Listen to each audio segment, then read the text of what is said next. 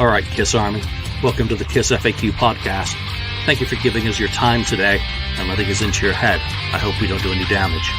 This is a Kiss-related podcast by the board, for the board. We hope that you enjoy. Well, Mark knows how that intro's supposed to end, and maybe I'll get it right next time. Welcome to the KissFAQ podcast. I'm your host, Julian Gill. We are back. We are live. Thank you for joining us on a Saturday morning, evening, nighttime, wherever the hell you are in this wacky world we live in. Daniel Wees joining us from the snowy north. Is it still snowy up there? Yes, it is. Yes, it is. Just 6 more months of snow? Exactly. And then we have a week of summer, and then it starts all over again. A week of summer. a week of summer. No, I've seen your summers, and they're absolutely beautiful up north. They're great as well, yeah. Also got 69th Blizzard Ken. Hello. And Marcus Almighty Mark. Greetings. And I'm pleased to announce that I'm in a far less pissy mood this week because I didn't have any technical issues prior to this episode starting. So I want to thank Ronnie Parker, Opal Archive, Bill Phelps, Austin Newland, AB for joining us so far. And if you're just sitting there lurking, hi. That's Daniel to say. Good to see you. We're going to be doing more death match of round 3. We'll probably wrap up round 3 today with the way we're going. 15 songs have gone through. 30 have been through round 3, and I believe there's 31 left if Julian's math adds up. So we'll see what happens with that odd number. We may have to just do a quick equalization to get it back on even numbers so we don't end up with something completely weird. But at the end of the day, it all ends how it ends. So that's the whole point to this this dumb shit that we're doing. So Dirk Vanderpool, thank you for joining us. Kiss news from the week. What has been going on in Kissland? Gene's Facebook. We kind of went fast last week to get that in, and so that people could watch that Gene Simmons live cast. If ever anyone went into a live show without a script or a purpose, it seems that is what Gene just decided he was going to do, a live thing, because there wasn't a lot of substance. Let's go to our resident Gene expert. Ken, what did you think of the live stream? Yeah, there wasn't really anything new, except the interesting things was that his band almost became openers on the Deep Purple tour, I guess, upcoming Deep Purple tour in the U.S., but that fell through, I guess. Could be money or timing, who knows. And then the other thing I found interesting, that he's going to be on American Idol in April for a couple of weeks. I'm guessing it's towards the end of the Idol in mid-April. So I think it's 2 weeks. He's probably going to be a mentor. They usually have a mentor part towards the end of the season. And I think he'll be there. And then at the finale, I'm thinking. So I'm wondering if they're going to do a Kiss song, whoever he's going to. I find it odd that he's going to be on that. No, well, Kiss was on Idol. I mean, they performed on Idol a couple times. Now, if I'm not mistaken, I watched a bit of it. I didn't go live when it went on. I watched a replay of it on his channel. But he did, a lot of the times people were asking him these questions. And he always had the same sort of answer. Hard work is the answer for all your things that you want to do in your life. And I understand that, and I agree with him with that. But the thing that I don't understand is that he was putting down American Idol and all those things, all these people that are on there, they go on there, and then half of them you never hear from them again. Why? Because it's all hard work that gets you to go in the end to become a popular musician. So why would he mentor something that he doesn't believe in? That's the thing I don't understand. He's getting paid. Okay, but still, put your money where your mouth is, though. I mean, if you don't believe in this shit, then don't go and do it. He doesn't believe any of that shit, but as long as he gets paid, that's what he believes in. I think he meant it from zero substance. That guy. I think he meant from the standpoint is some of these American Idol guys, winners or whatever, they don't want to put the hard work in after they, somehow got lucky and became American Idol, but then they didn't, put the hard work. Continue to work hard. There's the old mantra of hard work only gets you so far. You still need luck. You still need the right circumstances. Who sometimes. Right? Yeah. It's not as simple as that. What's Gene's advice going to be in the music business? If your songs suck, find someone who's starving, who's a better talent than you, and buy their stuff from them. There you go. The biggest thing from that interview was that Gene claimed he spit blood on the first show on the Lick It Up. Oh, that's true. I don't No way. think he's remember it correctly. So I think it's just flat out No, I think wrong. he is. I think he's completely remembering it correctly, but he's conflating 2 days of production rehearsals with the first show itself. I think in Lisbon, 1983, he tried it during production rehearsals. Yeah, but he didn't do it during the live show, and No, that is what absolutely I not, think because it he was would have doing. known how Yeah. ludicrous it Yeah, was before of there was. course. He would have tried it out. I don't doubt that, to see how it felt and Yeah, how it looked. probably. And when you saw that nice, pretty pink blouse with blood all over it, it's not as cool as Wow. say. Yeah, he actually had a pink blouse. Yeah. Yeah, so I mean, They all did, I think. again, it doesn't matter, Some but point. where's the real photographic evidence other than the fake Photoshop shit? You know, where are the people who attended the show? Because I think there were at least over 1,000 people Yeah. there. So again, at the end of the day, it doesn't matter. But I think he is conflating. He certainly didn't sound like it when he was interviewed by Sounds a couple of days later. They were in Madrid at that time when the interview took place. So it was the next stop after Lisbon. So it's interesting. That's the whole thing that's great about Kiss that I love. There's still so much shit to learn, so many mysteries to unwrap, so many truths to, buttress or turn into myths. It's fucking excellent. It's never going to be done. I'm always going to be entertained by this ludicrous band. So, talking about Gene, his Rhino box set went on clearance for, what was it, $79.99 or $89 if you wanted the statue and the coin. Yeah. Uh-huh. I mean, Ken, again, going back to you as someone who purchased the, the very first experience. Right down there. Yeah. Did it bother you that it was put on sale and that people are now? Not really. I want to say thank you to everyone who bought the Gene Simmons Vault supplement because that thing got a real bump this last week. Thank you, Rhino. Yeah. I wasn't. I paid a good. I forgot how much it was, but I took it as when I went to see Gene.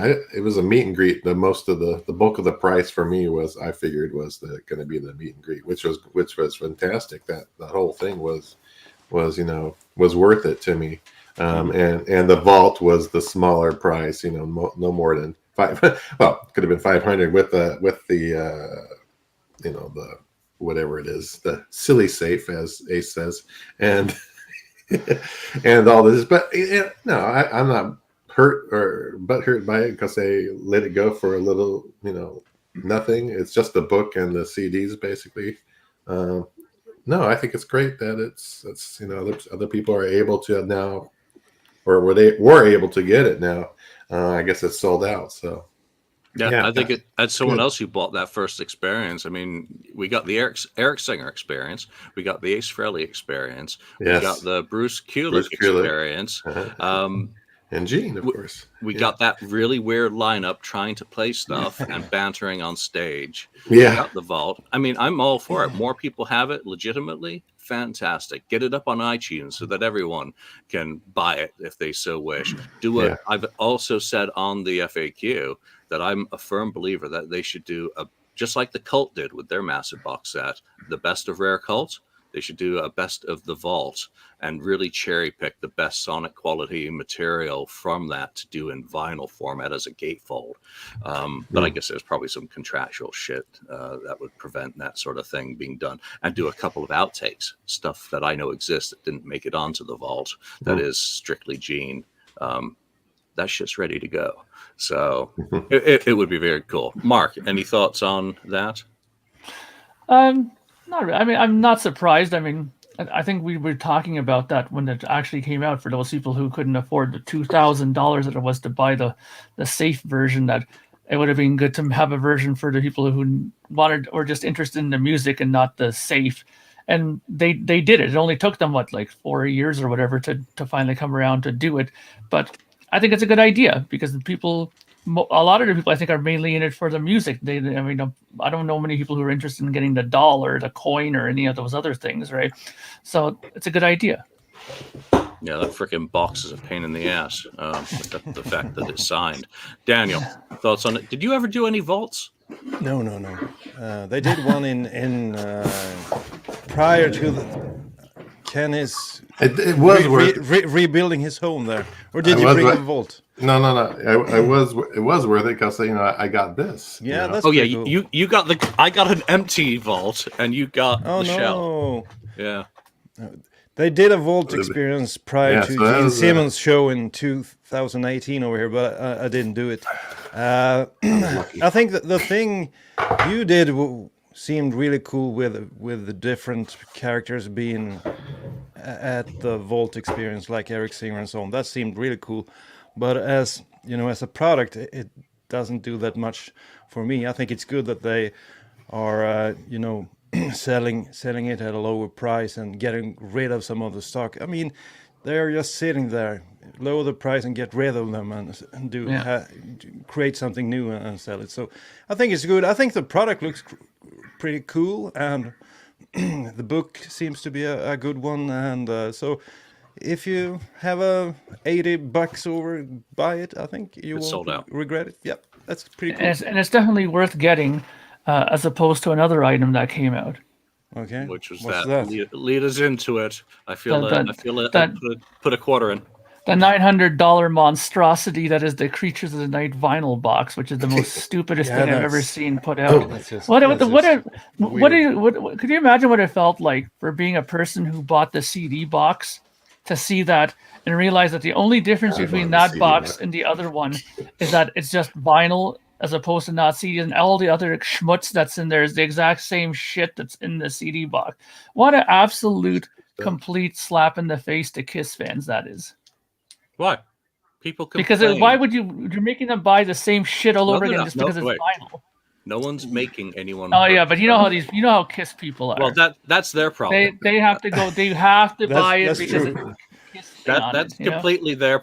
They have issues if they feel they obliged. The problem is Kiss fans buying the same stuff over and over again because they know they'll do it. That they're laughing in there. I wouldn't create a whole lot of new stuff if I just could recreate or redo old stuff without putting an effort into it. If I could if I could do the same lesson over and over again every day, my favorite lesson, and getting paid, well, I would do that. But you can't do that with kids when you're a teacher. But Kiss can do this, and that's because Kiss fans buy anything these days, unfortunately. I didn't buy it. Well, Kiss fans seem to have a lot of extra money. You're waiting for the markdown. I'm waiting for either big markdown or there's possibility I hear of another version that's just the vinyl only. That'll be, like on Amazon or something eventually. So I'm hoping for that because I don't need the rest of that crap in there because I already have all that stuff, the book and so on. So they should have at the same time as releasing the CD box set, they should have released the vinyl box set at the very same time. Initially there wasn't any intention to do anything outside of the format that they were doing, that an accompanying deluxe edition vinyl version, and then kind of the tarted up single disc. So there was a uniformity, but so many people complained, why isn't this available? Metallica does this, Motley Crue does this, David Bowie does this, and he's dead. So a lot of people complained that there wasn't a version. Now there is. So it's put your money where your mouth is, and literally it is put your money, because the price point is simply staggering. Oh yeah, stupidity. I'm not sure ridiculous what the wholesale is on that, and maybe Jason knows, but he probably isn't allowed to say, because that's kind of industry info.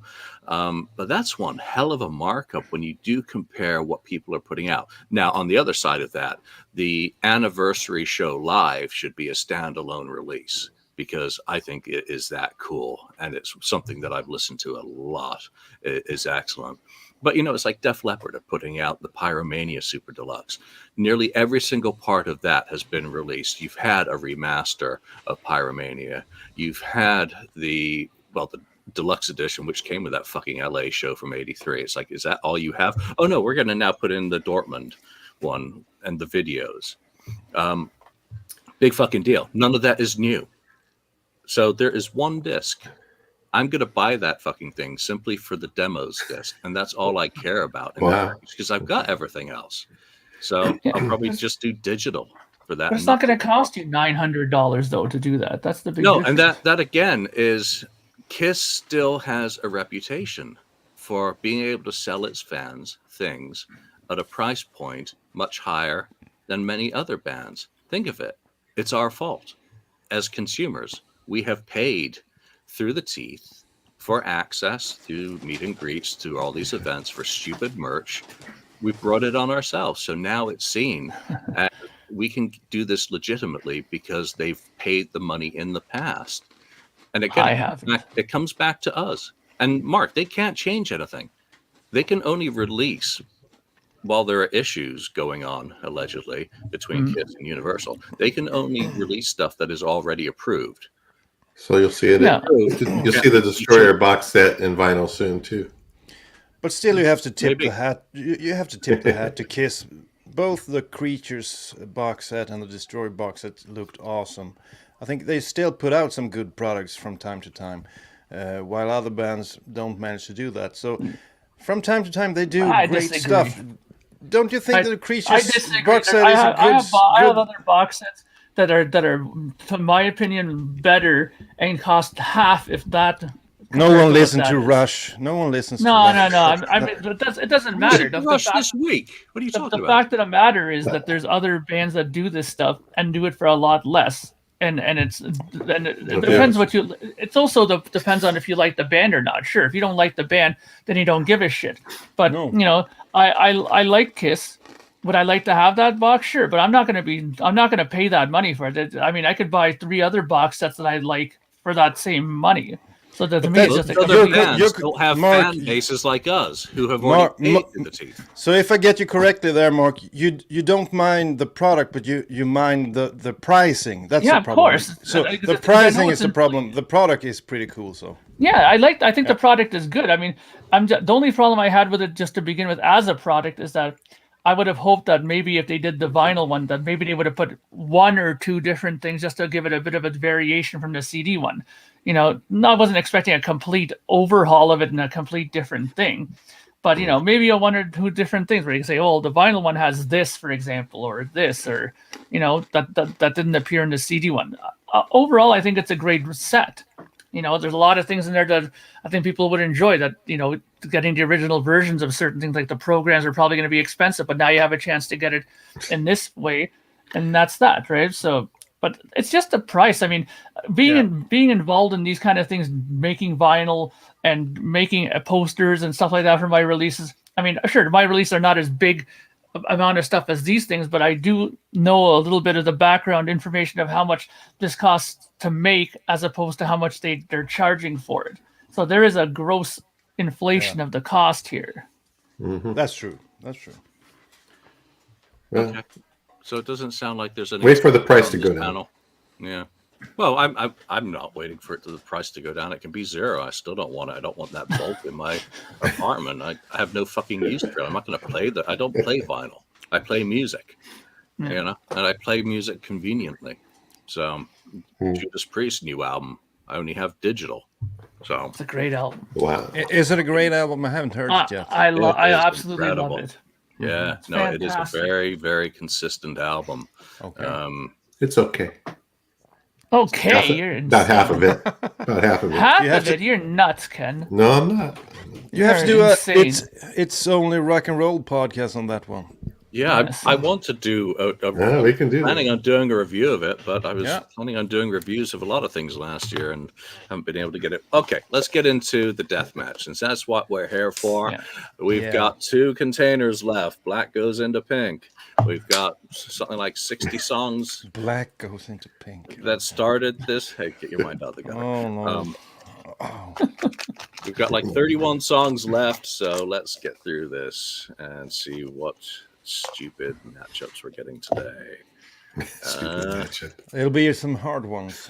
Yeah, for sure. First one out. Getaway. Up against.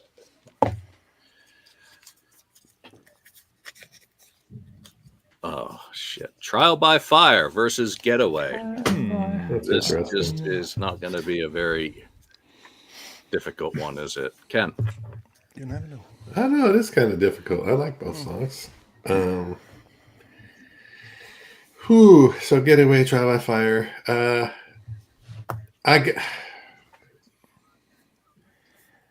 I'm gonna have to go with Getaway because I just love the street vibe of it, the sound of it, of that song. Ace song, and I like Peter Criss, his lyrics on that one. Even though I do like the Gene song, but I always like Getaway. I never turn that one off. Love it. I just love that one. It's kind of a hidden one that no one talks about ever, but it's still a pretty darn good song. A really poppy song, Yeah, it is. Talking about Peter, he performed last night at the Rick Allen Raven Foundation gig. Oh, he did. In New York City. So Nice. I don't know what song he did. I know he was sound checking "Don't You Let Me Down," but Daniel. I like both songs. Of course, the Gene song from the Asylum album is kind of a throwback to the 70s Gene. It's like isn't that the one he did that cover of that we always talk about, Vertigo? No, it's a different one. No, it's a different song. That's a different song. Okay, yeah, but it's kind of similar to that one. A cool vibe, cool Gene song, but the other one is, it's classic Kiss. Getaway, it's actually an Ace Frehley song, but he didn't have the guts to sing lead vocals back then, so he let his friend Peter do it, and I think that was a good choice. I think it was good that Ace didn't have the guts to sing lead, because Peter pretty much kills this song. I mean, the vocals on this one is awesome, and I also like the lyrics. If you compare the lyrics, Getaway is much better, I think, than the Asylum song. So I'll go with Getaway. I actually think "Trial by Fire" is a very good song, Mark. It is. Yeah, it's a good song. Our fellow Asylum fan just Asylum. But sorry about that. Peter Criss love. I disagree. I mean, lyrically, Getaway is probably as grade 3 lyrics as it comes. I gotta get away. Come on. Yeah, but I feel Getaway is pretty cool. When you're feeling down in the dumps, when you don't like, when you want to get away, when you want to go somewhere else. Okay, I listen to this. Now it's my turn. Okay, Mark. Okay. Wow. Anyways, what I was just gonna say is that I think that honestly, this song "Trial by Fire," it's not like the greatest song ever, but I love Asylum. I think that whole album is brilliant. And even the Gene songs are great on there. I mean, usually Gene is like, doing garbage around this time period, but he's doing really good stuff on this album. Yeah. And I like the song. I mean, don't get me wrong, I don't dislike Getaway, but I mean, I think as far as what gets me more excited to listen to, I'll listen to Trial by Fire over Getaway. I mean, Getaway is fine, but it's just a 12-bar blue. That's all it blues. I mean, come on. Anybody could have wrote that. Daniel, you could have wrote that and then just got Ace to write lyrics to it, and that's that. Right. Mark hates what's wrong with that? So I went Trial by Fire. Yeah, that's a good one. Nothing matters, but all right. Julian, what would you have voted for? Would you have gone Dressed to Kill or Asylum? This is actually more difficult than it would seem, because I love Trial by Fire. I do think it is a really cool song, but you're going up against Ace and Peter, which are a pretty darn cool combination. I would have had to have gone with Getaway, just because I think Peter sings the hell out of it, and it's a cool little song that fits perfectly on that album. But Trial by Fire, it wouldn't have been easy. I would have suffered slightly. All right, next up, I Still Love You versus Big Gun, Detroit Rock City. So this is going to be sweep. I don't know. Think of how great Paul Stanley's vocal is on I Still Love You. Yeah. Then compare it to... Did you know it was Mark's birthday this week? Destroyer turned 48. Of course. Happy birthday, Mark. Happy birthday, Destroyer. God. I couldn't believe how many birthday wishes I got. Unbelievable. Detroit Rock City or I Still Love You? Well, Detroit Rock City, of course. I Still Love You. Great vocals, but a pretty slow and long song. Great solo. You really have to be in the mood to go through all of I Still Love You, even though it's a great version on the Unplugged album in 95, 96 there. And that's a good version as well. And the studio version is great, but you can't go against Detroit Rock City. So I vote for Detroit Rock City. All right, Mark. Can you vote against Detroit Rock City? Let's put that to the test right now while his vote counts. Well, I mean, I do like I Still Love You. I think it's a great song. It's on one of the great records of that time, Creatures of the Night, which is grossly overpriced right now if you're looking to buy it. But the thing is, though, that Detroit Rock City is a classic. Any way you slice it, no matter who's involved with it, whether it's and Bob is involved with it. Yes, I know, and that alone would have probably given me a reason to vote against it. But the song overall is really well done. I mean, I think it's one of those songs that if I'm going to listen to anything off of that album or play anything off of that album, it is probably Detroit Rock City. And I've played it numerous times with people and bands and jam nights and stuff like that, and really enjoyed playing it. It's a great song. It's well written. So, I mean, it would be stupid to kind of go against it just for spite. You know what I mean? And most people think that I go against these songs for spite, but it's really not. There's lots of things about these songs that I don't like that he's done to them, right? Which live versions of them kind of remedy, right? But this is the one song where I think that the studio version is still very well done. And if the only thing that I have a strike against it is just that whole minute and a half introduction, which is just like, God, get over with that whole part. It's just so long before it actually starts up. But other than that, the song is great. And yes, the pianos are in there, but I can tolerate it on this song. Yeah. The only thing that sucks about Detroit Rock City is the single edit. Ken. Yes. Yeah, imagine if I Still Love You was sped up. Like if they had a sped up version of that one. I thought that would have been pretty good too, I think, still. But yeah, if I listen to I Still Love You as many times as Detroit Rock City, there's no way I could stand I Still Love You anymore. But I can stand Detroit Rock City because it's such a great song. And I never get tired of hearing Detroit Rock City. So that wins for me. Yeah, to be obviously perfectly honest. Yeah, I mean, come on. Detroit Rock City. Yeah. Contender, in that very... one of the biggest classics. Depending on how things work out, it could be there at the end. So, yep. All right, next up is going to be... See, Mark can be objective, people. You think he just hates Bob Ezrin there? He objects a lot. All right, so here, we're straight up with another one. 1,000,000 to 1. Ooh. Versus I Love It Loud. Wow. This is painful. This is very painful. And Mark, you get to go first on that. This is interesting because each of them have their strengths as far as songs go and as far as like the production and stuff like that. I mean, obviously, I Love It Loud was picked for a reason. It's a very powerful song. I mean, when you hear those drums at the very beginning of that song, I remember the very first time I heard it, I was like, wow, what the hell is that? Like, the drums were so enormous. And those vocals, hey, that whole thing was like, wow, this is like, this is Kiss. I can't believe it. I mean, especially, could you imagine like someone like Ken who listened to like The Elder beforehand and then all of a sudden this comes out? He's probably like, holy shit, this is fantastic. What a comeback, Cool video as well. Yeah. So that's what it has going for it.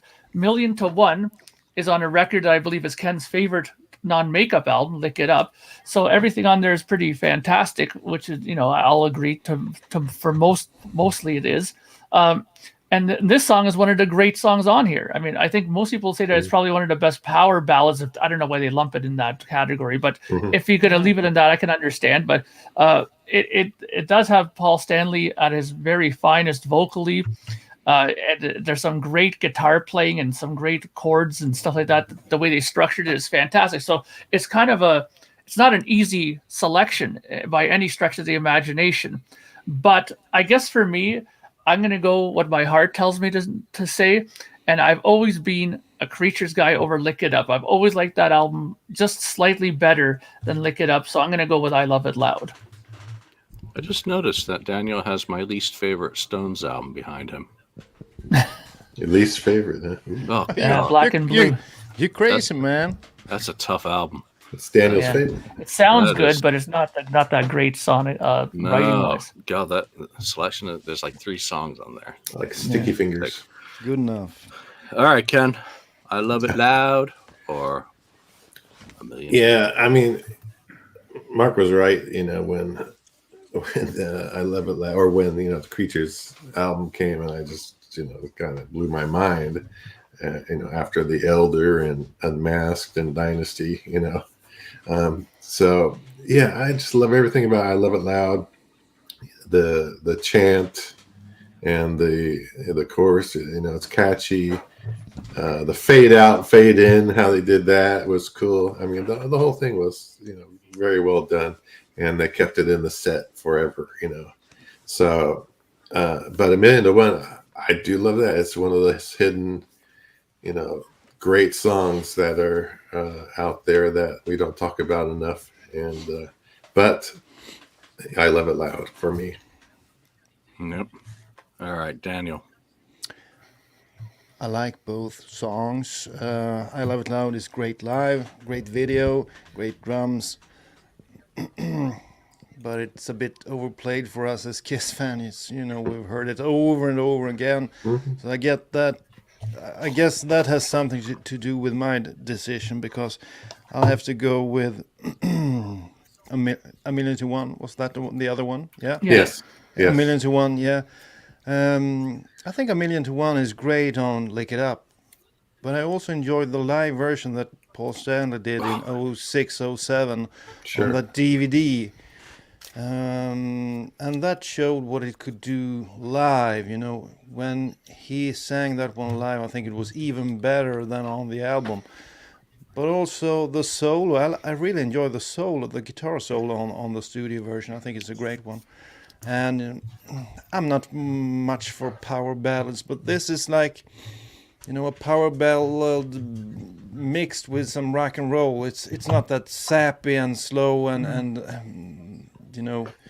it's a cool song, and you can play it like a rock song, but with those vocals, it just pushes it over the top. So I have to give a vote for A Million to One. It's one of his greatest power ballads.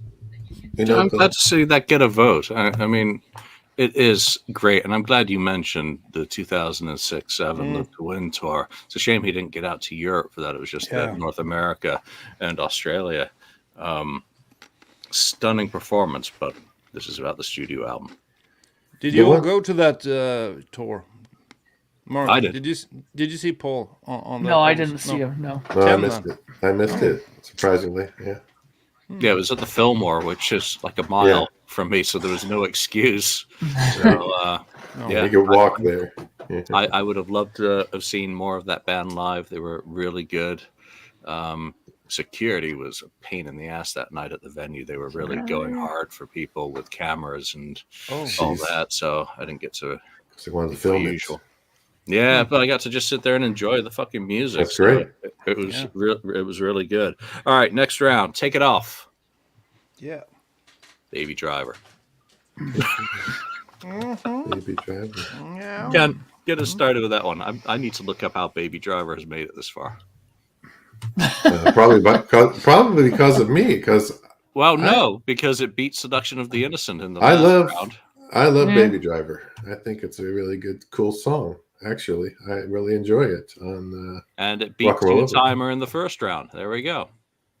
There you go. Well, they're both weak songs. Yeah. And I picked Baby Driver, I think, on that case too. So I gotta. What's the other song?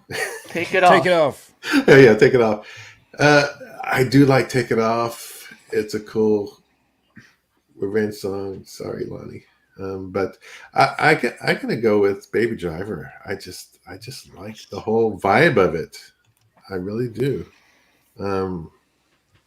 Just the it's just it makes me feel of sound of driving or whatever. I don't know what it is about it. But like the great an engine revving. What some of the best vocals by Peter again.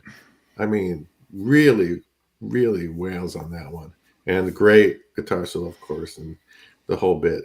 Take It Off was pretty good. I don't think it's the one of the better songs on. I mean, it's a pretty good song on Revenge, but I got to go with Baby Driver. Yeah. Thank you. All right, Daniel. Well, Baby Driver is a cool song, cool vocals.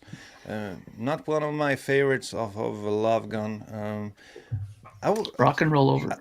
Rock and Roll Over. Sorry, Love Gun with Paul Stanley on stage here. I was hoping it would be the lead motive on that film that came out a few years ago, Baby Driver. If you remember that one, should have been on that. Yeah, it was nowhere to be seen on that one. That was a big letdown. But Take It Off, I think, is an 80s song on a 90s album. Some tits and ass. But the riff is sort of a Led Zeppelin riff, I think. Paul Stanley's vocals are great, of course, on this one. And I do like the studio version more than the live version of this one, because especially in the chorus when he belts out the "Take It Off," live they took it down an octave and sang it, in a lower register. It wasn't as cool. But on the studio version, it's really a kick-ass song, cool Bruce Kulick solo. So I'll have to give my vote to Take It Off. All right. Mark gets to be the decider. You're the king maker. Well, again, this is something that I find not so easy to make a vote for, because we have, Baby Driver, which is on my favorite Kiss album of all time, Rock and Roll Over. So that already has leverage there because of that. Peter Criss is a great singer. He has a great voice. And Gene Simmons, ironically, I think he mentioned that in his live thing that he did too.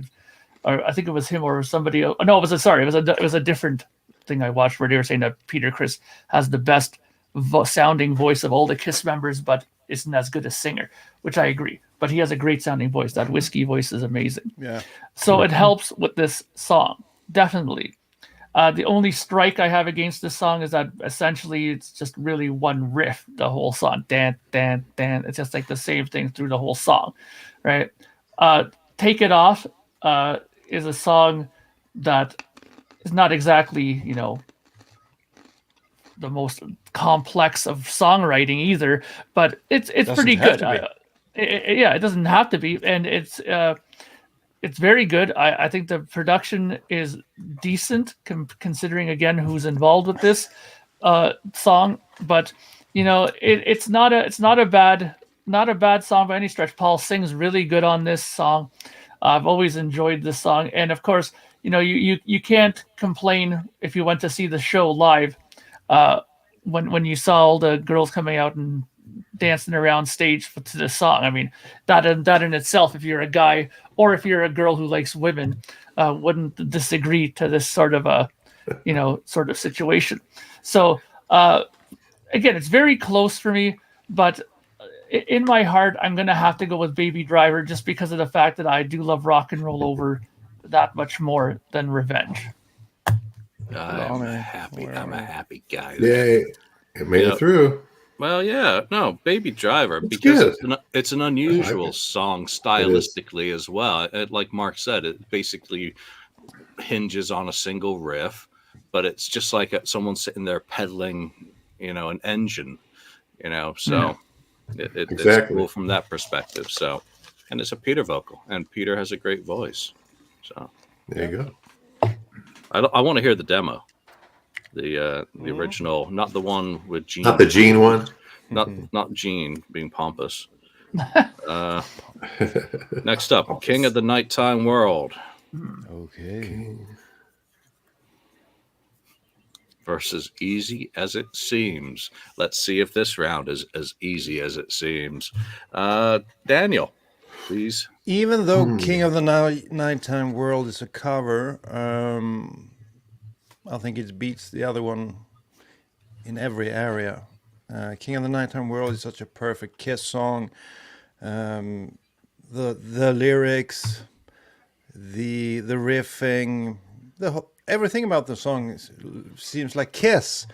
And it wasn't until much later I got to know that it was indeed a cover. It could have been an original song. And when you listen to the original by, what was his name? Ken Fowler, whatever was it called? Kim Fowley? Yeah. Mark Anthony. Mark Anthony. So the Kiss version is, of course, superior. And the other one off of Unmasked, I never really liked that one. I think it was middle of the road, vanilla, popcorn, nothing special. An okay song, but against King of the Nighttime World, it doesn't stand a chance. Yeah, it's Hollywood Stars. Anyone who hasn't heard it, go on YouTube. And they did a studio demo in 1974 for the song. Completely different feel, but you can just see what Kiss, when you kissify something, it really does become a star. All right, let's go to Mark. Okay. Again, this is not as easy as one would think. I love Unmasked. I mean, I'm wearing the shirt here, the Unmasked shirt. And I've been a big fan of it. Like I said, it's one of those records that came into my collection late, and I've loved it very much. I listened to it quite a bit, actually, still. I mean, and bought a lot of copies of it for some reason. I got like 12 versions. And I do like it. I think that, it's a victim of just bad mix, in my opinion, at that time. But, the King of the Nighttime World is another one of these songs where there's something about it, about the guitar playing, that really connected with me. Now, again, it's on that album, but I did mention this before when we did talk about this song in a prior podcast. Oh, there we go. Oh my gosh. And that is that this is one of the songs that I really enjoy because of the fact that it's, of all the songs, it's probably the least Ezra-nified. There's no pianos that are audible in this. It's very much a rock and roll song in its fullest extent. And Paul's fantastic in this. I really love the vocals on this, and I love the arrangement of it. So I'm going to go with King of the Nighttime World. All right, Ken. Yeah, I mean, it's kind of like what Daniel said earlier with it sounds so much like a real Kiss, like they wrote the song, and it fits them so well. So I have to go. I have to go with King of the Nighttime World for sure. That's an easy win. I know, easy as it seems, is a good, catchy song off of Unmasked, but King of the Nighttime World just works better as a Kiss song.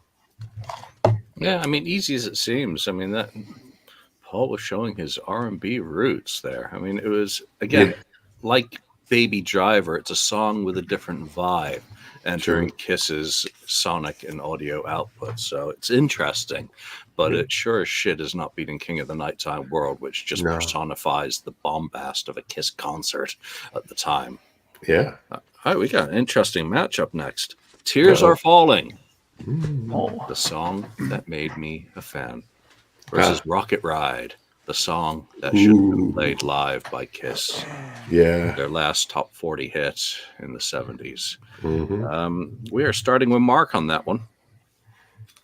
Okay, so here we go. This is one of these ones where I can see the tomatoes flying already on this one. But, again, we're talking about a record that's very high on my rankings here with Asylum, okay? And, Tears Are Falling is probably easily one of the better songs that they did throughout the whole 80s, in my opinion. I mean, what a great guitar solo in that. I mean, the fact that they gave Bruce Kulick almost a minute to do a guitar solo in that song tells you how much they loved him. Rocket Ride, I think, is a good song. It's, it's good. Everybody keeps saying, oh, Ace, Ace, Ace, but don't forget, Sean Delaney had a lot to do with that song as well. So I wouldn't just give it all the credit to Ace on that. It is sort of a signature song on that album, I would say, and on Alive too. But honestly, I mean, I'm not going to lie. I mean, what do I listen to more? Tears Are Falling every day in the week compared to Rocket Ride. I mean, Rocket Ride is a good song, but to me, and Here Come the Eggs, Rocket Ride to me is just as a B version of Shock Me. It's the baby sister of Shock Me. It's not even anywhere near as good as Shock Me. So I just think that's just a leftover. So it's the one Ace wanted to record for Love Gun. Well, but they didn't. So could have, would have, should have, right? Okay, so Rocket Ride. No, Tears Are Falling. All right, Ken. Okay, Rocket Ride is so much better than Tears Are Falling for me, at least. The whole vibe of the song, the riff, the guitar playing, the solo, even Ace's vocals are pretty darn good on that one. I mean, gosh, it was pretty good back then. Yeah, it's typical kind of Ace in the way of subject matter, but man, that thing just rocks. I love it. Ken, it's really about entering a black hole. Well, that's all right,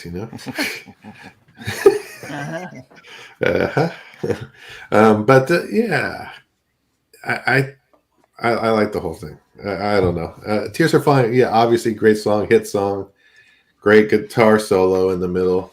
Different, but if I had a choice, Rocket Ride wins by a mile for me. Unfortunately, Ken, you don't have a choice. Daniel has the choice about which one's going to win. All right. Rocket Ride. Well, a song about space. Silent place. I don't know. Can we have a tie? Is that possible? I'm the one that says that. Yeah. I would steal. If I can't do that, you can't. Take a page out of Ken's book. No, this is really hard for me because for me, Tears Are Falling was one of those songs that made me a Kiss fan. So, and I remember watching the video in the mid '80s. I remember thinking that Paul Stanley looked so cool in the video. Then later on, I discovered Rocket Ride. And when I started playing a little bit of guitar, that was one of the songs that really stood out to me. I liked the intro and the effect Ace used in the beginning, and the riff in that song is probably one of my favorite riffs. And I disagree with what Mark says about Shock Me being a way better song than Rocket Ride. I think I prefer Rocket Ride, instead of Shock Me. I think the riff is way cooler than the Shock Me riff, even though that's a good song as well. So it's really hard. Bruce Kulick's solo, of course, is a great one of his best ones. I know Paul Stanley told him what to play almost. He sang the solo to him. I think I have to go Rocket Ride, actually. I didn't think I would go that way, but today it feels like Rocket Ride is what I've listened to Ace Frehley a whole lot because I'm going to be on a podcast about the two first Frehley Comets albums. So I have to go with Rocket Ride, but I could go either way. But today it's Rocket Ride. Sometimes you go Rocket Ride, but you can go either way. All right. Yeah. Let's go. It's a tough one because Rocket Ride just showed. I mean, the vocal. Compare the vocal with Shock Me, and what a year singing live and every night, or a few months actually, because it's 77. It really made a big difference to Ace's confidence as a singer, competence as a singer, and I think really set him up for the solo album. A nice progression. So. It would have been tough, but I would have had to have made the same choice, Daniel, if my vote counted, as much as Tears Are Falling is an important song to me. All right, next up, again, the two heavy hitters. Ken, you're going to get us started with Unholy versus Cold Gin. Oh, wow. That's probably the toughest. Studio versions. Yeah, studio versions we're going at, right? Yes, we're not doing live, so... okay. Yeah. I gotta give it to Unholy. I know Cold Gin is such a classic and I enjoy it. I enjoy the riff. It's a little slow on the first album. I like the break in it. It's one of those songs they played all, live forever too. But I'm gonna go with Unholy because it was such a great, return to form for Kiss and for Gene in particular. The guitars in that, the sound, great. Bruce Kulick, lead, man. Production, the whole bit. So I'm gonna go. It's a tough one, but I gotta go. I'm gonna go with Unholy this time at least. Interesting. Lonnie approves, by the way. Unfortunately, I know Lonnie would approve that. Yeah, he'll be happy. Now, will he still be happy after Daniel makes his choice? That's a different matter. Daniel. Good question. I think live Cold Gin is probably one of my favorite songs. I really enjoyed it on this last final Kiss tour. It got my juices flowing, when I heard that one, the opening riff. What's happening? Okay, I heard a sound there. Okay, so on live, Cold Gin takes the cake easily. But studio versions, I'm not as sure. The Cold Gin version on the debut is kind of slow and sluggish, while the Unholy version, the studio version, is probably one of my favorite production on any Kiss album. That song, when I heard that video the first time on MTV in the early 90s, I was blown away. So I have to go with Unholy studio version. All right. Actually, Mark. it wasn't that hard. Way better than the studio version of Cold Gin. Well, Mark. Yeah, I'm gonna agree. I mean, like I said, the first time I heard Unholy, I thought that, I couldn't even believe it was Kiss. It was so much heavier than anything they had done before, and it just great guitar play. I mean, Bruce Kulick really stepped up on that album, guitar playing wise. It was like he got an injection of coolness in his lead playing.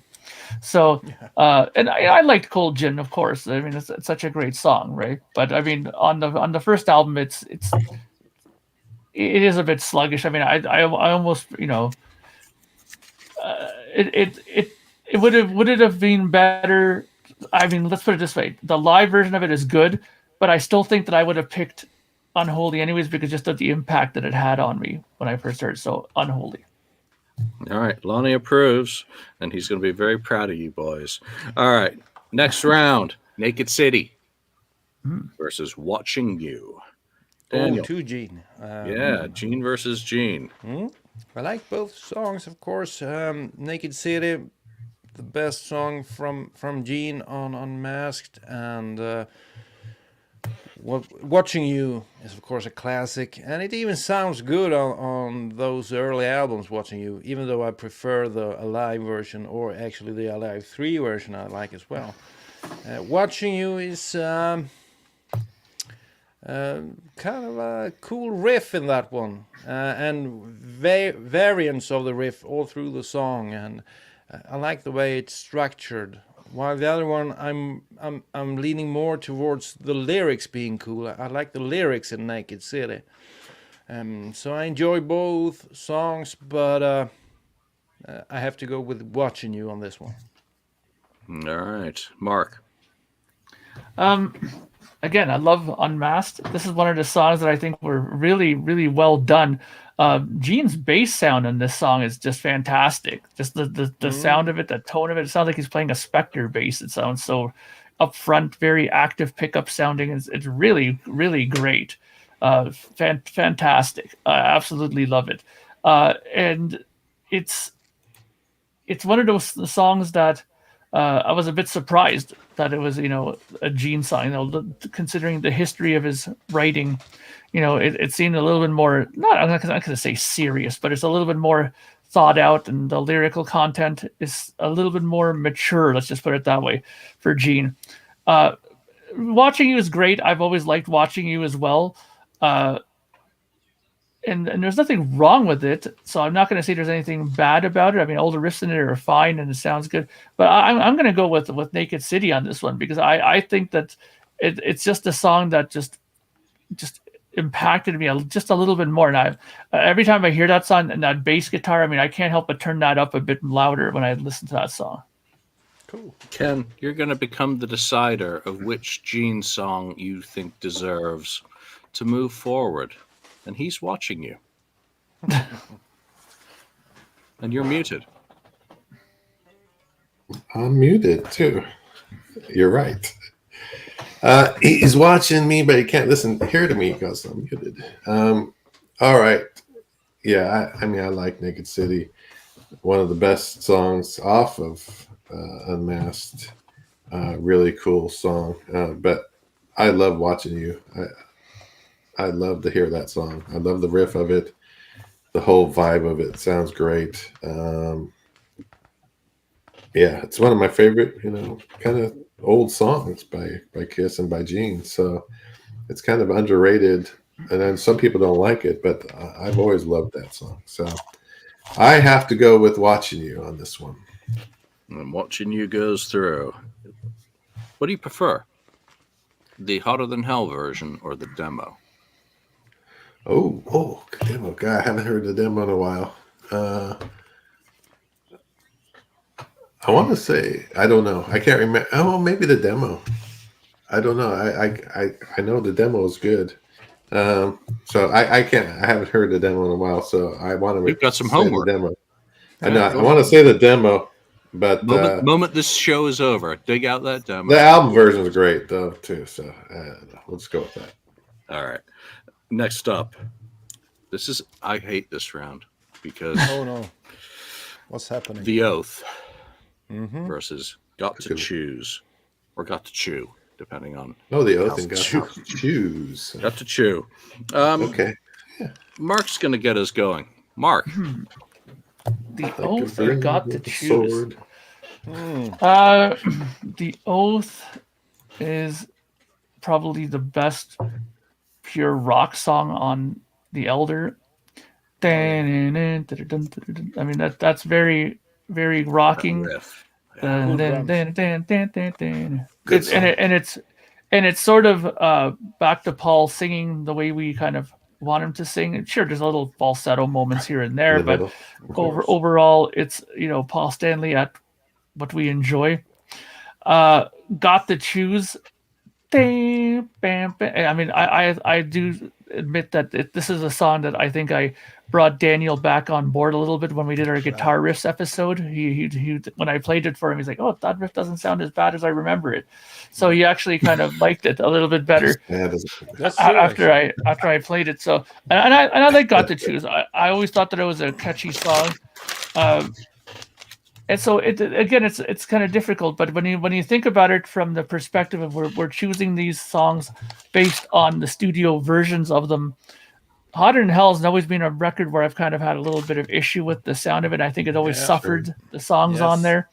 True. And again, and this is going to be a 3 for 3 here. I can't believe this. Another Ezrin touched song here. So. Would I go against it on here? No, I think that The Oath is good, and I'm going to go with The Oath this time. Wow. Mark has been converted. He is now a Bob Ezrin aficionado. Daniel. This is a really strange episode. Mark going with Ezrin and me going against Asylum all the time. I don't know what's happening, but this one, actually Mark, as you said, turned me on to Got to Choose once again, because when I could hear the chorus so clearly, the verses so clearly, the guitar so clear when he played, I actually went back and listened to the song once again. I had given up on the song. I never really liked it. But I guess I hadn't heard the guitar as well as when Mark played it. So actually, it's your fault, Mark. But if you hadn't played that stuff for me, I would have gone with the Elder song easily. But since that episode, guitar riffs of Kiss, I've kind of rediscovered the Got to Choose song, and I know it's one of Paul's favorites of all time. Yeah. So I have to go with Got to Choose. I mean, that doesn't bother me now, because I feel kind of honored that I made you like that song. So I approve. Yeah. Was approved by Mark. What a great riff as well. I mean, both of them have fantastic riffs. Both of them are really fun. I love in like the mini sets that they were doing before shows, the sound checks. Got to Choose was my got to have for those. Ken, you're going to break a tie here. The Oath or Got to Choose? Yeah. Yeah. Wow. Yeah. Got to Choose is a pretty darn good song. Yeah. I really enjoy The Oath a lot more though than it. I love the way it rocks. I love Eric's drumming on it. You know, falsetto thing doesn't bother me. I mean, it works. You know, doesn't do a whole lot of it, but it's a great rocker of a song. One of the best songs on The Elder. So I'd rather listen to that much more than Got to Choose. So Got to Choose kind of like it's a one of those songs that are kind of, you know, I don't know if it's too slow for me or what it is, but I definitely like The Oath better. So anyway, The Oath wins for me. Wow. I did not see that happening. Really? Yeah, we're going to keep going because we're going to get this round 3 completed. So let's go. Got Finish it. A few more picks to go. I think probably three or four. Next up is Calling Dr. Love versus Jeez. Heaven's on Fire. Oh, Lord. Nah, come on. It's easy. Daniel's now melting in his seat. That's easy. We're torturing Daniel today. He doesn't like this game. He's like, make it stop. Oh. Come on. Well, yeah, come on now. Ken, what's it going to be? It's got to be Calling Dr. Love for sure. Not just because Gene. I mean, the great riff, catchy song, and just for that guitar solo in the song, where what Tears Are Falling doesn't have any guitar solo, right? Heaven's on Fire. You mean? Heaven's on Fire. I mean, Heaven's on Fire. Well, they're kind of one and the same. Anyway. No. They are definitely not. They're different. Almost. Come on. Written in the same vein, kind of. All did. But maybe. Just for the guitar solo alone in Calling Dr. Love is enough. The whole build up of that is just fantastic. It took a while for Gene to make that song happen, flesh it out after doing it all, you know, Bad Lovin' and all these other songs. It finally got it, and it made it a great song, and it was a hit song too, obviously too. But I just, that's one of my first favorite songs by Kiss. So I got to go with that one. Great song, Calling Dr. Love. All right, Daniel. One of my first favorite songs, you said. Yeah, that goes for me as well. But for me, it's Heaven's on Fire is my first Kiss song. So I can't go against Heaven's on Fire, because without Heaven's on Fire, I wouldn't be sitting here. Nothing of this would happen, because that is what made me a Kiss fan. However, I do enjoy Calling Dr. Love, and I think you made a great point when you talked about the solo. The solo in Calling Dr. Love is one of Ace's best solos from my point of view. The solo in Heaven's on Fire it's not even a solo. However, the intro of Heaven's on Fire is so unique. The singing from Paul Stanley made it a hit all over Europe, you know. Especially in Sweden. Heaven's on Fire is still a well-known song over here, and I think you have to give that to the Paul Stanley vocals in this song. One of his best performances of all time, I think. And you have a lot of cool stuff going on with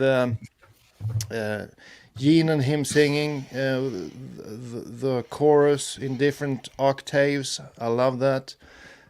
But it's really, really simple. So it's perfect if you want to start out playing guitar, as it was for me. So this is one of the first songs that made me interested in playing guitar. So Calling Dr. Love, great song as well, but I have to go with Heaven's on Fire on this one. All right. Mark, you're going to be the boss of this lineup. Well, Dr. now Love, here's the on thing. fire. Here's the thing. Calling Dr. Love is on Rock and Roll Over. I love that album, as you all know. It's such a great record. It's my favorite record. And you know, that record has so much on it. You know, I Want You, you know, Making Love, you know, there's so many great songs on here that made that album. Yeah, that made it strong, and that made it you know, even if Calling Dr. Love wasn't on there, I think it would have been a fantastic record. Yeah. Whereas Heaven's on Fire is on a record that doesn't have as much great material on it. And Heaven's on Fire is a very important song historically for many reasons, I think, because Kiss were really floundering still at this time. And I remember reading many books where they said that after that album came out and Heaven's on Fire came out, the promoters and them started getting more, you know, belief in Kiss again. They started giving them extra dates to play and stuff like that, and the tour started getting better. It was the first platinum album for a very, very long time at that point that they got. So Heaven's on Fire is very important. And I have to agree with Daniel about the whole thing about the Europe thing, because I know that when I went to Europe, my cousins knew very little of Kiss except for Heaven's on Fire. And they lived in Czechoslovakia. And so that song was pretty known even there in Europe. Yep. So I'm going to do something that people would probably not expect here, but I'm going to go with Heaven's on Fire because I think it's a more important song historically and in Kiss history. I think that without this song, who knows what would have happened with Kiss. Holy shit. Way to go, Mark. Way to go. I didn't see that one coming. You guys just killed Dr. Love. Yes, we did. I think Lonnie would have picked Dr. Love. Dr. Love needs to go to the doctor. Holy shit. Okay. In the next matchup, if you guys murder this one, I will be very dissatisfied with you. Deuce. The studio version. Oh, Deuce. Love Her All I Can. Oh, okay. Probably one of the best power pop Kiss songs of all time. Daniel, you're going to start us, please. Deuce is one of my favorite songs, but not the studio version on that first album. Kiss Alive. Oh, boy. It's the greatest, one of the greatest opening tracks to a live performance ever. And Alive 3, that's a good version as well. An updated version with Eric Singer doing some stuff on the drums. Very good. Two of my favorite performances of this song. But the studio version, I'm not so sure about the studio version. When you listen to Dress to Kill, I think I enjoy the clean sound. However, it's more of a pop album, but probably Kiss, the best pop album Kiss ever did, I think. I Love Her All I Can. You can't go against that riff. I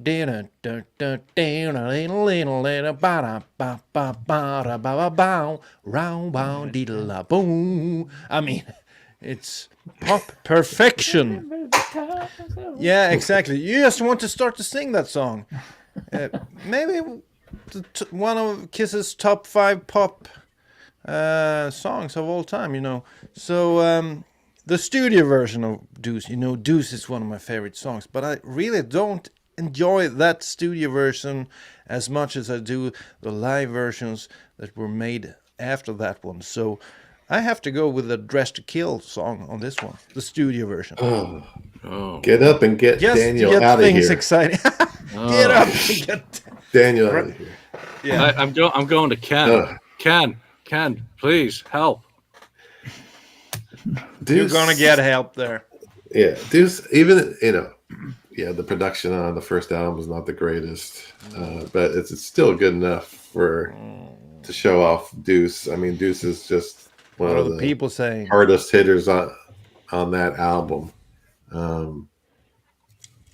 and it's been a staple since the beginning, I guess. Right? Have they not played it anytime? I don't know. Probably at some point they didn't play it, but pretty much it's a staple, and it's a, I don't know. The other ones, it's a good pop song. It's catchy, but is it a real? I mean, I gotta go listen to it. No, I'd rather listen to Deuce. Deuce is the great classic. It deserves to be a classic because it's that good of a song. Yeah, it's mind blowing that "Love All I Can" is a leftover from the Wicked Lester sessions. Yeah, well, there's other songs like that too, that from Wicked Lester that were pretty good when he turned it into Kiss. But yeah, Deuce wins easily for me, even though I do love the other song. As a Kiss song, it's fantastic. Deuce. Sorry, I'm having tech issues. So, I picked Deuce, by the way, Julian. yeah, I haven't lost complete focus. No, I've lost my mouse, so I'm like trying to use you need a mouse trap. Using a map without a mouse is not fun. Mark. Oh boy. Okay, so it's down to me now. Don't do that. Studio versions. Yes, I know. Studio versions, I know. Yeah, I mean, here's the thing. A lot of the things that Daniel brings up, it's hard to argue with because, Deuce is a great song and it's always been such a live staple, such a powerhouse of a song, and on the album, it just doesn't have that firepower that it does on the live albums, No way. And Love Her All I Can, while it's not exactly something that's a live staple by any stretch of the imagination, it's so good. I mean, it's so catchy. The guitar playing is so good in there. I love the harmonized vocals on it. It's so good. It's something that, it's something that gives it the advantage in this. But Daniel, me and you are like brothers on this podcast. Okay, I know that we're like from the same mother almost. Brothers from another mother. Yes, exactly. So, so my heart wants to go with love her all I can, but I can't without feeling guilt or feeling that the Kiss world would be shattered into oblivion if I don't go with Deuce, because Deuce does have a very important part to play in the whole Kiss aura there. So I'm gonna have to go with Deuce. I'm sorry. Thank God. The studio version. Not the studio version. It's terrible. Again, I was going to have to. We would have to eject you if you did. If you went the other way. It was close, though. It was close. Like, very close. I was looking at the next pick. I'm like, there's nothing on this. Listen to the people. That No. was Ascot. That was the. Oh Ascot. no. All right, so Deuce goes through, and Love Her All I Can does not. Next round is I versus Flaming Youth. Two very anthemic songs, two very different. Well, actually, no, they're from the same producer. So, yes. Who was it? It was Joey Middleton, I believe, said something with this. Don't mess this up, Mark. No Ezrin on these. Yeah, well, there's Ezrin on both of these ones. No Ezrin. And Mark's going to get started. I versus Flaming Youth. Oh, Lord. Okay. Flaming Youth. Well, this one's going to be a little bit easier for me.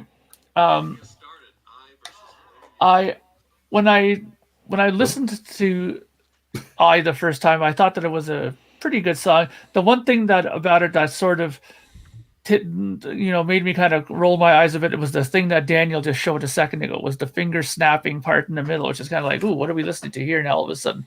But overall, it's a pretty strong song, and I mean, what a way to end the record too. It's a great song. Flaming Youth.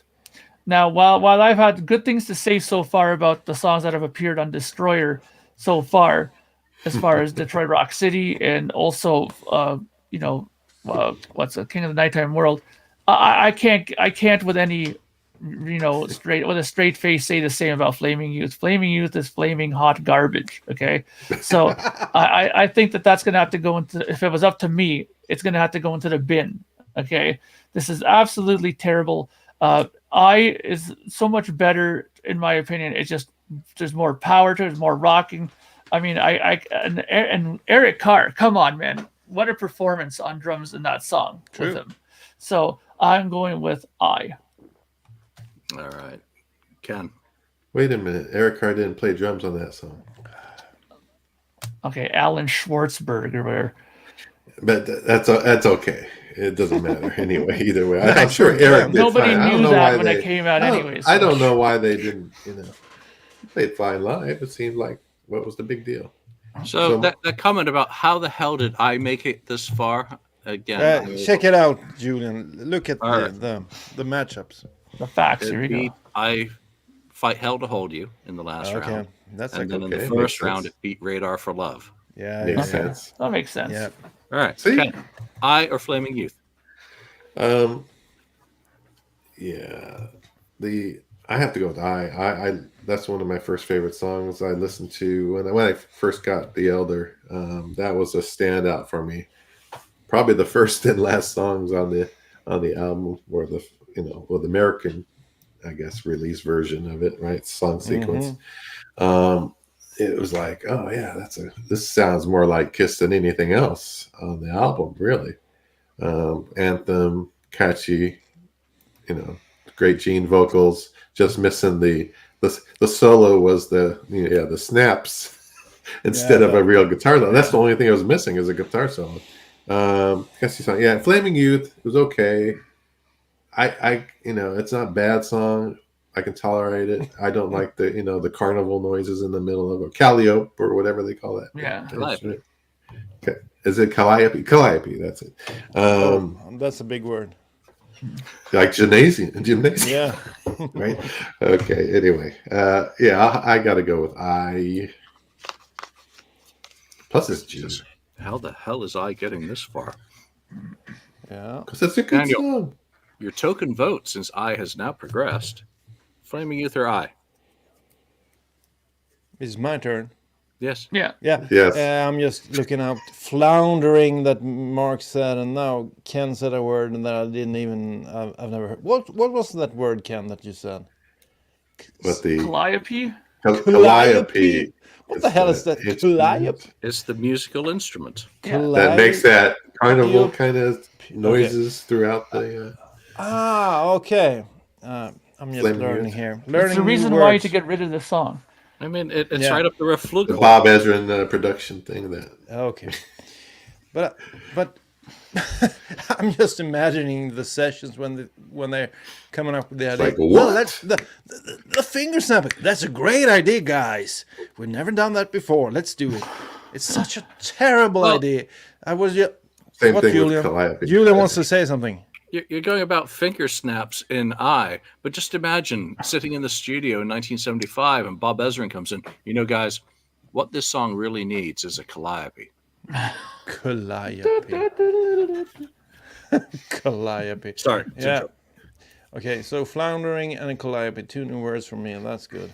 Okay, 2 good songs. Of course, they made it this far. One is a bit more rockin'. That's the Elder version, the Elder song. But I've always had a hard time with the Elder. Everything from the cover to the sound of the album to the story always felt so silly to me.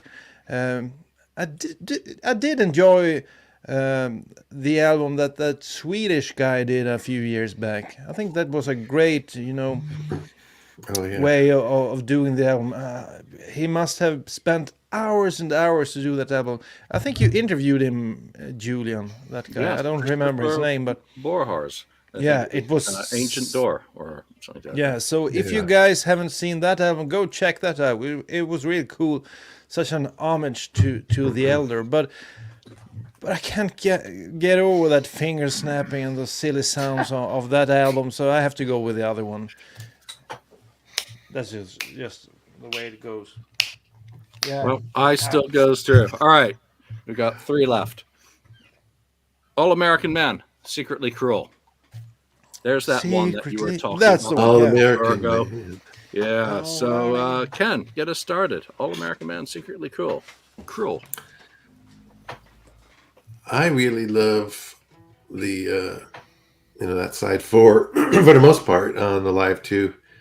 Secretly Cruel is a pretty good song by Gene. One of the better ones off of Asylum they did, but it's kind of his paint by numbers kind of thing. I really like All American Man by Paul off of Alive 2. Just a great, cool, rocking song. Nothing bad about it. So, and of course, great guitars and so on, and drums are great on that too. So, yeah, I still got to go with All American Man because I've always loved that one. So I have to go with it. All right, Daniel. Yeah, I would have liked to see All American Man on Love Gun instead of Then She Kissed Me. That would have been great. Yeah. I think it was a throwaway on that fourth side of Alive 2.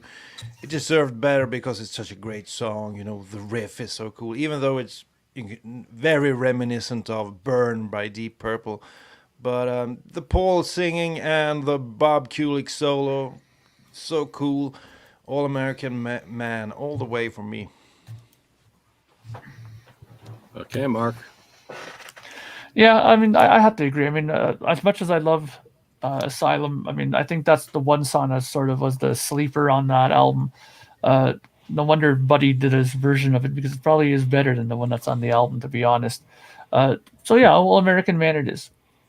All right. So, USA. Not again. All right. Did we ever do an episode, The Best of Gene in the 80s? No, we didn't.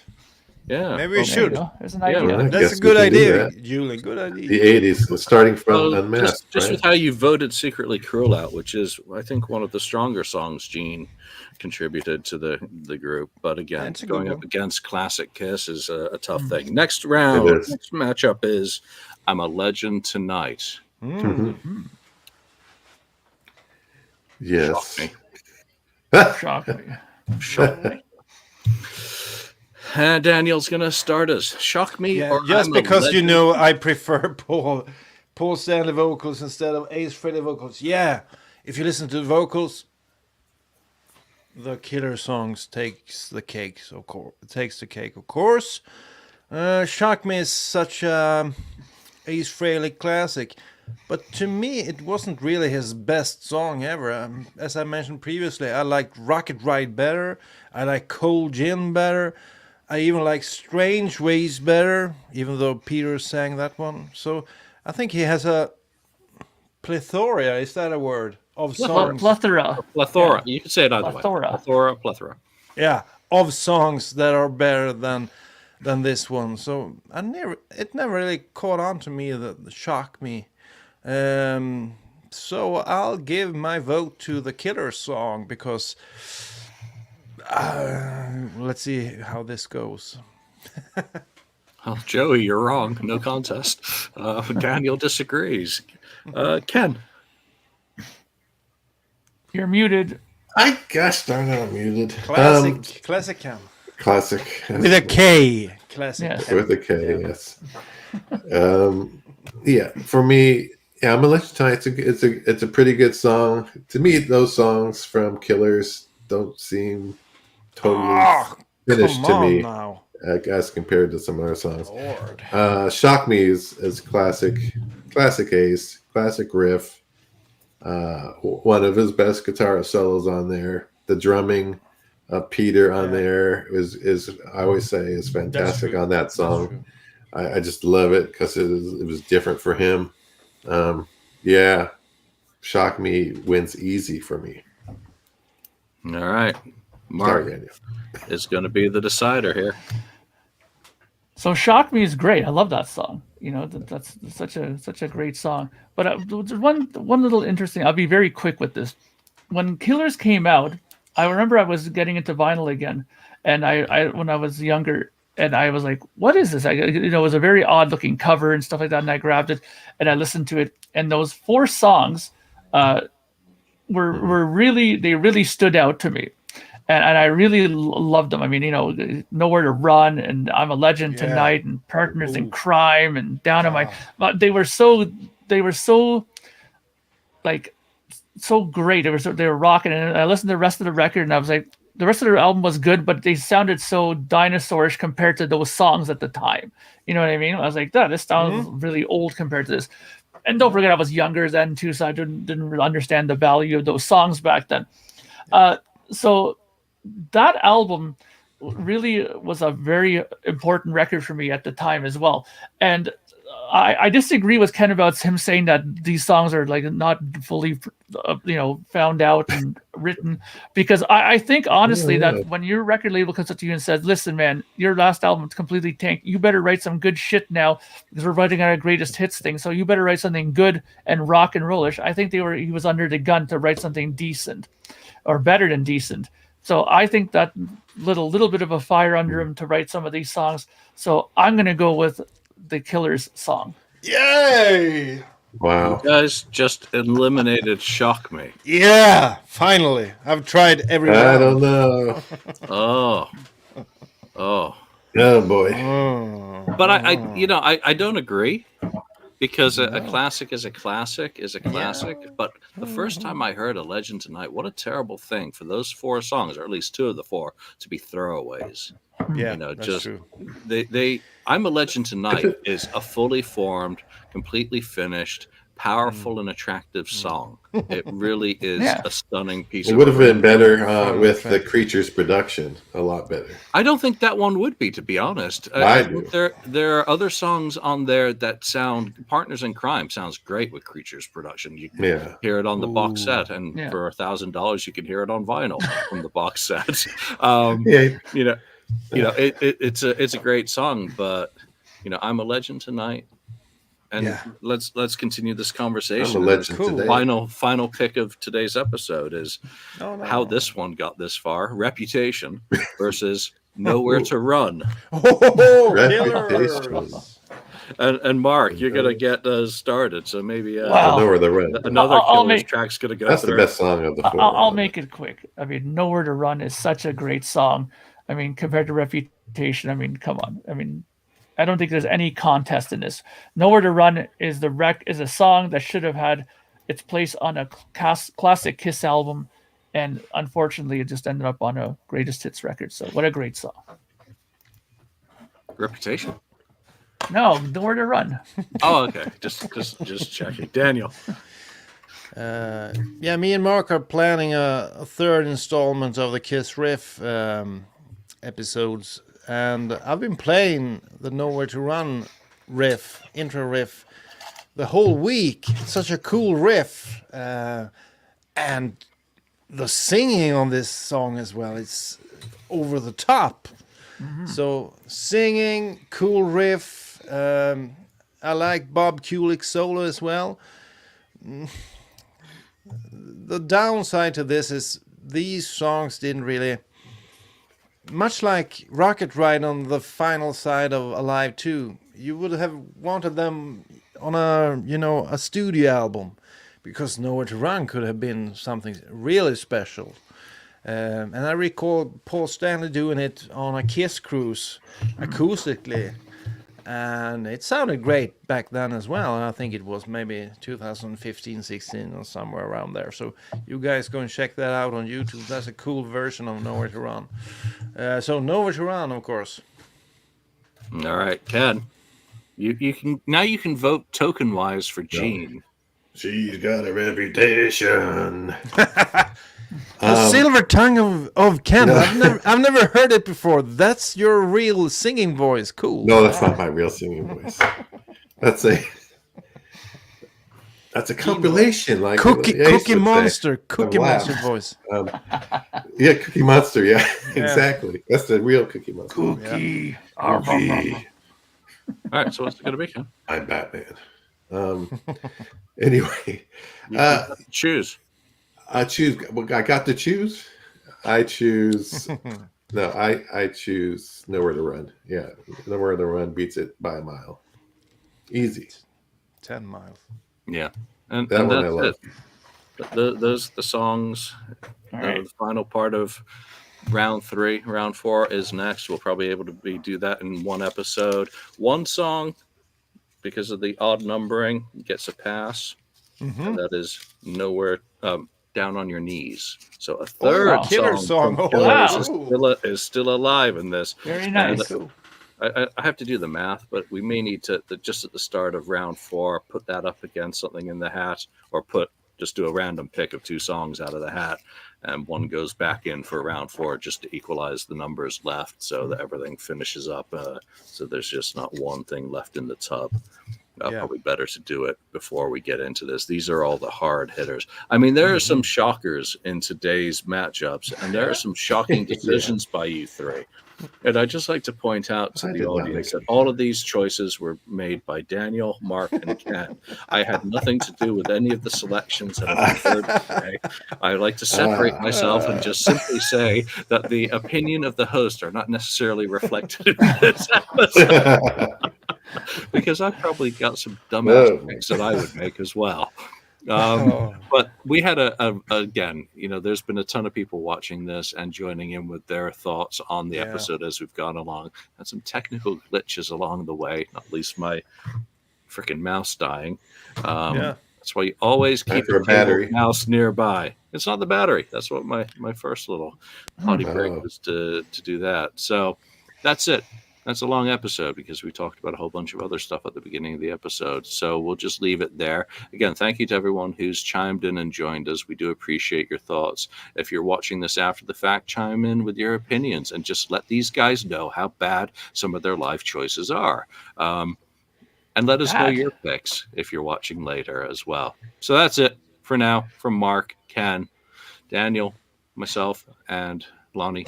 We do appreciate it. We'll see you next time. Thank you for spending time listening to the KissFAQ podcast today. All sales are final. There are no refunds. If you'd like, look us up on Facebook or come over to the KissFAQ message board and discuss the topic we broadcast today. Don't forget to rate us on iTunes, Spreaker, or wherever you've listened to the show. We hope you'll join us again.